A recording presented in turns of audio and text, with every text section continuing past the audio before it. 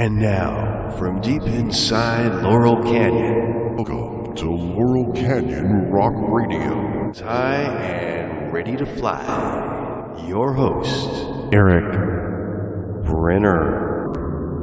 Brenner.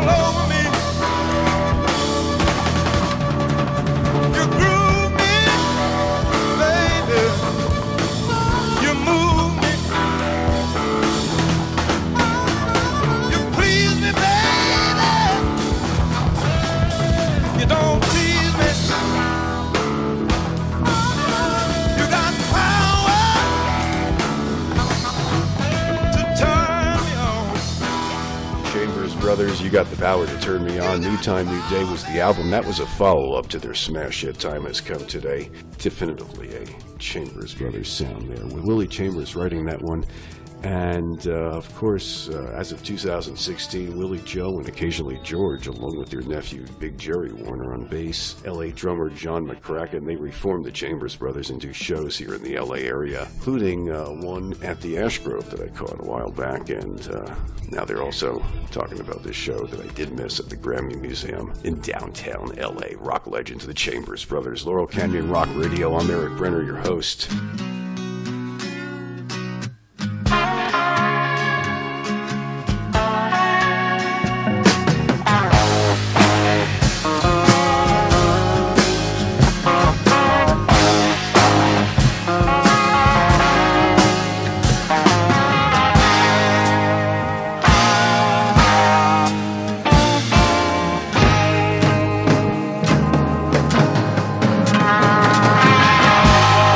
Now, Paul.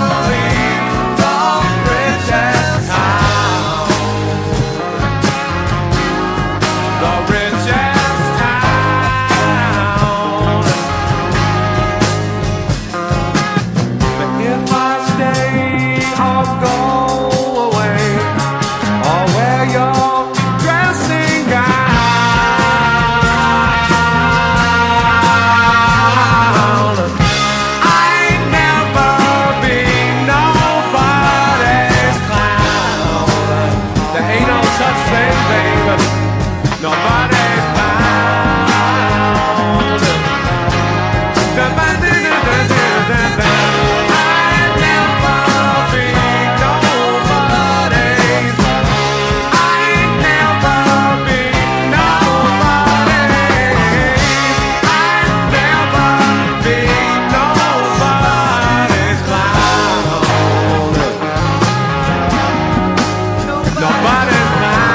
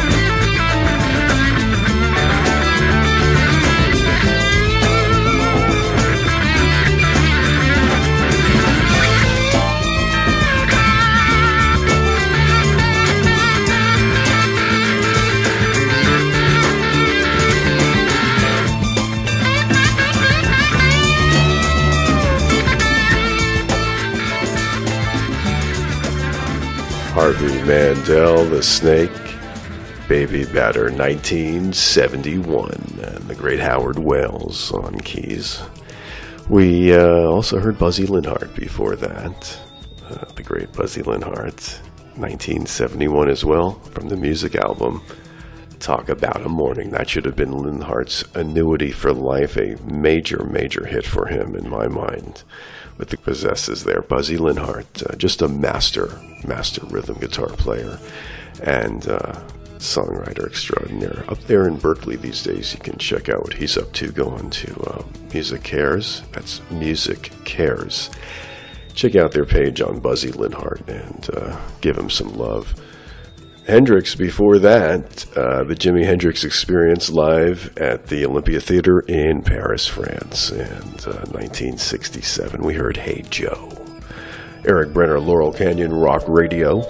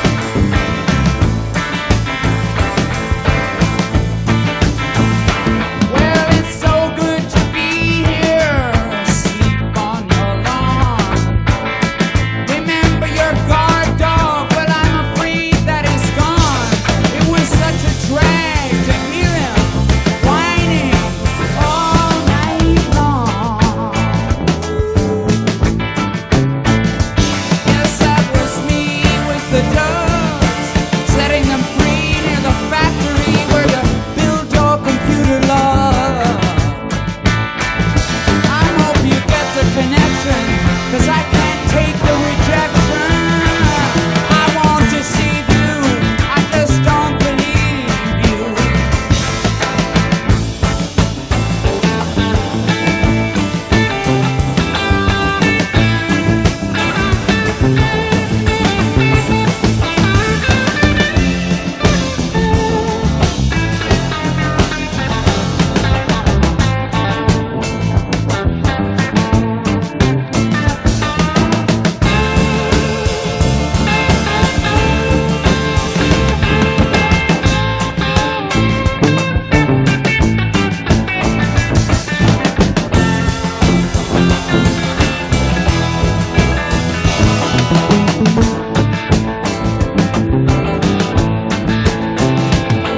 I'm a barrel of laughs with my carbine on.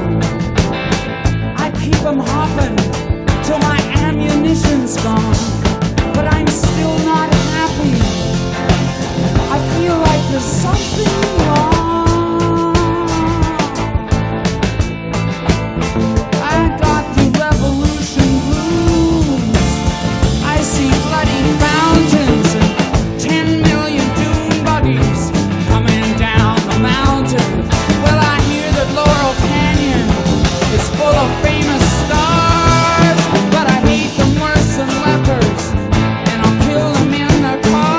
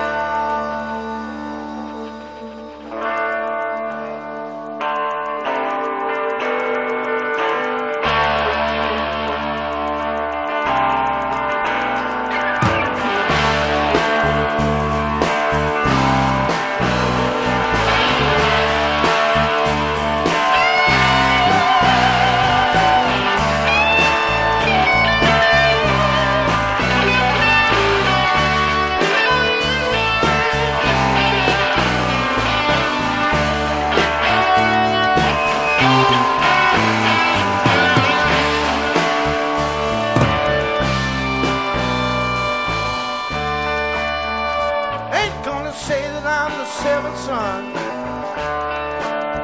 I don't claim to be no spoonful of fun.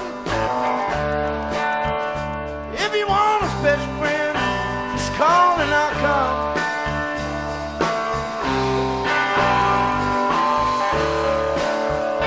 Turn the forest down into a park where we can play. Walking flowers, just you and me. Turn back a bad trip, make it yesterday.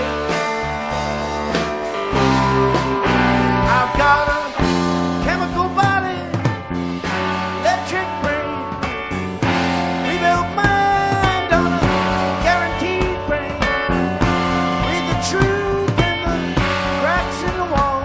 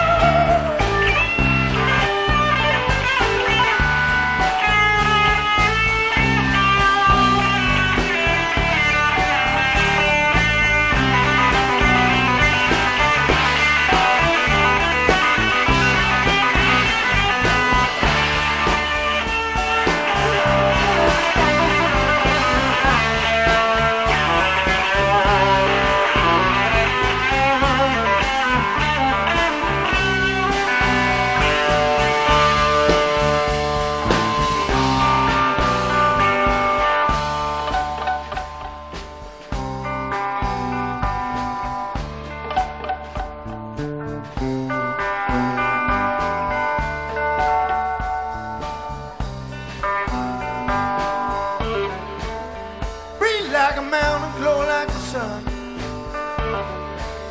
Right across the sky to see if dawn has any fun. Wait in the morning, see me while just coming home.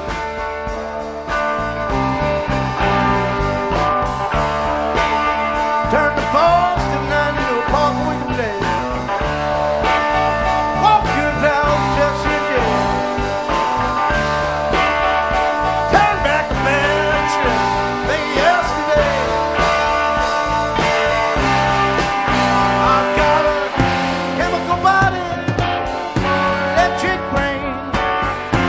Rebuilt mind on a guaranteed brain. With the truth in the cracks in the wall.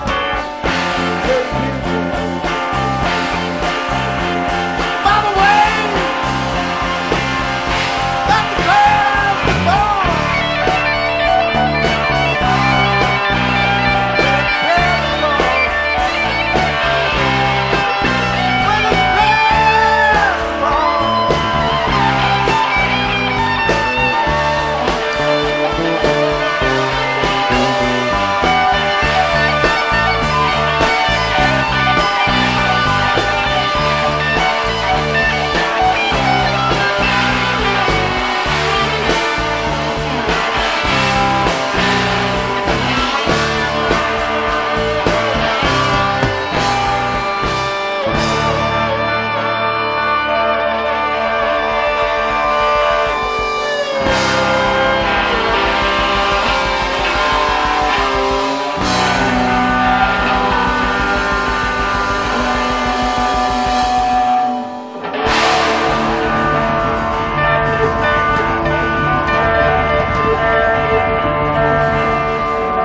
Some real heavy San Francisco rock and roll right here on Laurel Canyon Rock Radio.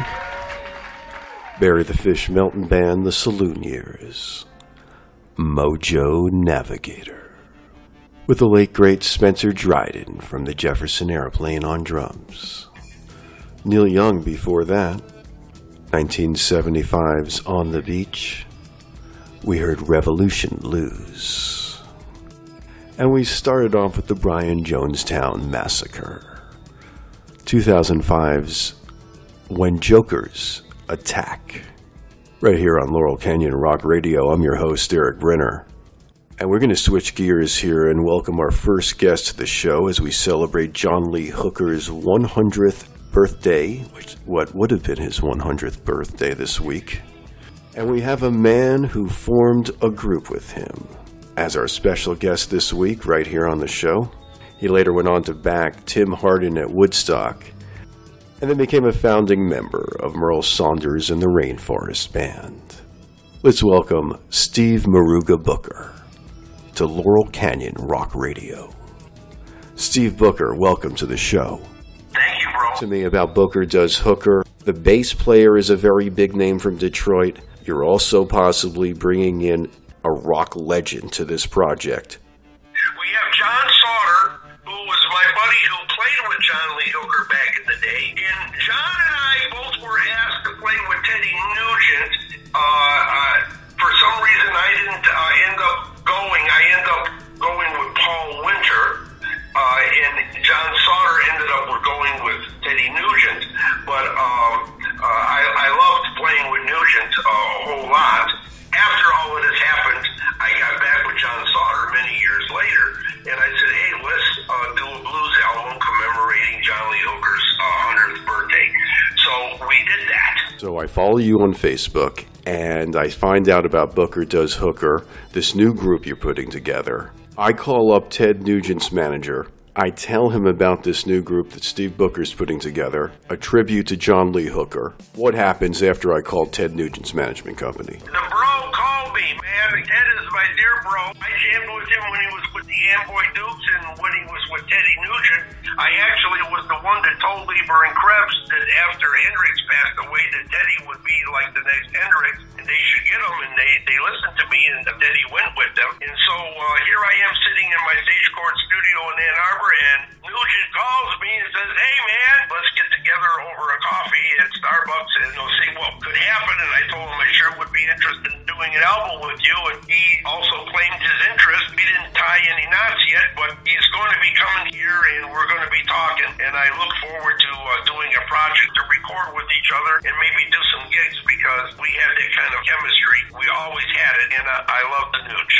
So the breaking news here on Laurel Canyon Rock Radio is that Ted Nugent, from Ted Nugent and the Amboy Dukes, which is the group that many of our listeners will remember this great band from, could very well be collaborating with Steve Muruga Booker and John Sauter on Booker Does Hooker, a tribute to John Lee Hooker. This would be the Nuge's first blues project possibly ever. Thank you, bro. Let's talk Tim Hardin. There were two Muruga Booker Tim Hardin gigs. The first was at Woodstock. Would you confirm that Tim was shooting up before the performance, and did the band try to intervene? He had to take a helicopter to bring us in. And yes, he did get stoned. He seemed to not as stoned as some people said. Not that he wasn't real stoned, but he seemed coherent. But I don't think he wanted to go on early. I think he wanted to go on later. So he let everybody else go on, and he did his stone bit. So he did that. So the next day, we go and play World's Pavilion with Odetta, an incredible string band, opening up for us. And I saw Tim Hardin. He had like the size of a horse needle that he was shooting his heroin up with. And they would say, "Here is Tim." And when he said Tim, he shot himself up. "Hardin!" And he gave the needle to the manager and went up on stage. And I saw that I could become really great friends with Tim. And if I did, I would be just losing another friend. Talk to me about Blues from the Rainforest. This was the Grammy-nominated album you made with the Rainforest Band with Merle Saunders and Jerry Garcia. Well, what happened is I met Wojo here in Detroit, from Barney Miller, Max Gale. He introduced me to Merle. But all of the songs Jerry played, and if you listen, you'll hear flute. That's not a flute. That's Jerry's electric synthesized guitar playing flute. Jerry is not just playing guitar, but he's got synthesized guitar sounds, the flute and different synthesized sounds that are on that album. He's a genius. Originally, Johnny Tripolina was going to be the guitar player, and Johnny died. So there was this empty gap. Actually, instead of Johnny, it became Jerry. And Jerry overdubbed all his parts over what we already recorded. Steve Booker, thanks for joining us today on Laurel Canyon Rock Radio. From deep inside Laurel Canyon. Laurel Canyon Rock Radio. Laurel Canyon Rock Radio. Laurel Canyon Rock Radio.